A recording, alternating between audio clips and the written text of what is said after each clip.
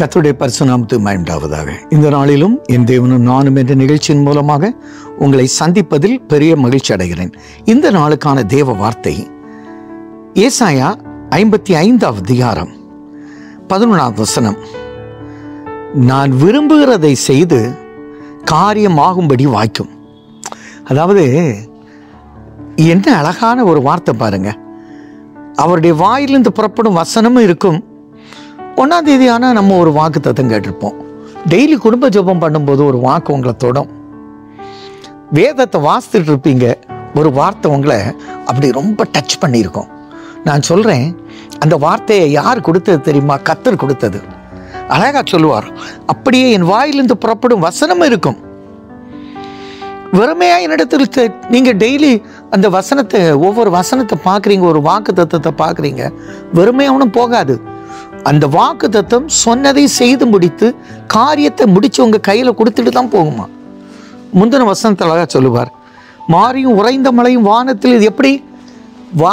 இந்த வசனமானது, தேவனுடைய வார்த்தையானது வானத்திலிருந்து வருகிறது போல, மழை பொழிவது போல அது இந்த பூமியை நினைத்து முளை கிளம்பி விளையும்படி செய்து, விதைக்கிறவனுக்கு விதையும் புசிக்கிறவனுக்கு ஆகாரத்தை கொடுக்கிறவர் எப்படியோ அப்படியே ஒரு வசனம், கர்த்தர் ஒரு வார்த்தை, ஒரு வாக்குத்தத்தம் கொடுத்துட்டா எப்படி இந்த விதை முளைக்குதோ அப்படி முளைத்து 100 மடங்கு பலன் கொடுத்து உங்க கையில காரியம் வாய்க்கும்படி செய்யும். ஆபிரகாம் எலியேசரை அனுப்பும் போது காரியம் வாய்த்ததா இல்லையா? கொண்டுட்டு வந்துட்டாங்க பொண்ணை, நீங்க அப்படி கொண்டு வர போறீங்க. அந்த வாக்குத்தத்தம் என்ன? அவள் இருந்த வீட்டுக்குள் தேவதூதன் பிரவேசித்து என்ன சொன்னா? உனக்குள்ள ஒரு பிள்ளை இருக்கு, அது பரிசுத்தமானது. அந்த வார்த்தை நிறைவேறியது. ஏலியிட்ட போய் அந்த அன்னாள் கேட்டா இல்ல, காரியம் வாய்த்ததா இல்லையா? உடனே கர்த்தர் அந்த கன்சீவா பண்ணார்.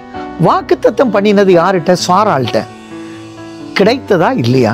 அந்த வாக்குத்தத்தம் நிறைவேறும். நானும் சொல்ல, அப்படி உங்களுக்கு வாக்குத்தத்தம் நிறைவேறும். உங்க பிள்ளைகளை பூமியின் உயர்ந்த இடத்துல ஓய்வு நாளை நீ ஆசரிப்பதால் பூமியின் உயர்ந்த இடத்துல என்னை ஏறி இருக்க பண்ணுவேன். இது வாக்குத்தத்தம். உங்க பிள்ளைகள் பூமியின் உயர்ந்த இடத்துல இருப்பாங்க. சண்டை சச்சரவு இருக்காது, பிரச்சனை இருக்காது, மனக்கசப்பு இருக்காது, மன வருத்தம் இருக்காது. எல்லாம் இன்றோடி முடியும். நீங்க பிரயாசப்பட்டது உங்க கையில வாய்க்கும்.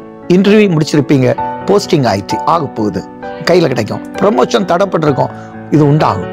ஃபாரினுக்கு போன நினைச்சுப்பாங்க, அங்க எல்லாம் ஒழுங்காகும். இப்படி உங்களுடைய கார், ஒரு லேண்ட் ரொம்ப நாளா விலை போகாம நல்ல விலைக்கு போகுது. ஒருவேளை 4 வயசுக்காரங்க கொண்டு உங்கள்கிட்ட கவர்மெண்டே நல்ல விலை கொடுத்து உங்கள்கிட்ட எடுத்துட்டு போவோம். அப்படி இருக்கும். அப்படி உங்கள் காரியங்கள் வாய்க்கும்படி செய்து நீங்க நினைத்தபடி. சிலர் சர்ச்சைக்கு மியூசிக் இன்ஸ்ட்ருமெண்ட்ஸ் வாங்க, அது வாய்க்கும். நல்ல மியூசிஷியன்ஸ் தேடிட்டு இருப்பீங்க, கர்த்தர் கொடுப்பார். நல்ல ரெக்கார்டிங் கிடைக்கும். கர்த்தர் அப்படி உங்களை ஆசீர்வதித்து மகிழ்ச்சி. நல்ல தேவனே, ஒரு வார்த்தை சொல்லிட்டா அது நடக்கும் அப்பா. காரியம் வாய்த்தே செல்லும்.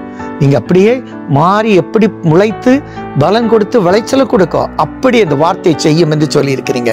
விசுவாசிக்கிறோம். கிருபை சொல்து கொள்ளட்டும். இயேசுவின் நாமத்தில் ஜெபங்கள் நல்ல பிதாவே, ஆமென்.